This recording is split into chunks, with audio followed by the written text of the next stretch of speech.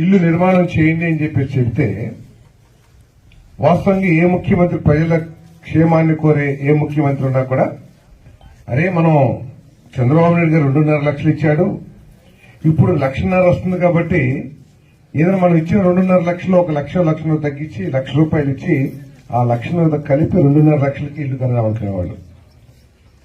కానీ నా ఎస్సీ, నా ఎస్టీ, నా బీసీ అని చెప్పిన ఆనాటి నాయకుడు తన ప్రభుత్వం నుంచి కేవలం 30,000 రూపాయలు మాత్రమే, 30,000 కూడా నగదు ఇవ్వాల, ఎన్ఆర్ఈజీఎస్ కింద ఏదైతే వస్తుందో ఆ అమౌంట్ ని ఆయన రాష్ట్ర ప్రభుత్వం ఆయన ప్రభుత్వ వాటా కింద ఇచ్చి ఇటువంటి పరిస్థితిని ఏర్పాటు చేశారని చెప్పేసి మనం చేస్తాము.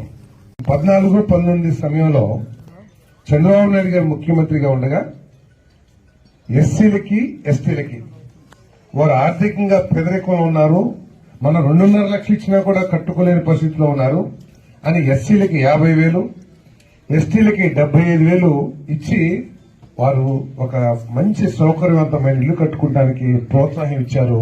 అది పరిపాలన. పేదల పట్ల ఉన్న చిత్తశుద్ది. ఎస్సీ బీసీ అని చెప్పుకోకపోయినా కూడా వారి పట్ల ఉన్న చిత్తశుద్ది అనేది మీకు మనం చేస్తా ఉన్నాం. ఎస్సీ బీసీ ఎస్టీ అని చెప్పుకున్న వాళ్ళు మాత్రం ఆ 50,000 75,000 ఎగరగొట్టేశారు.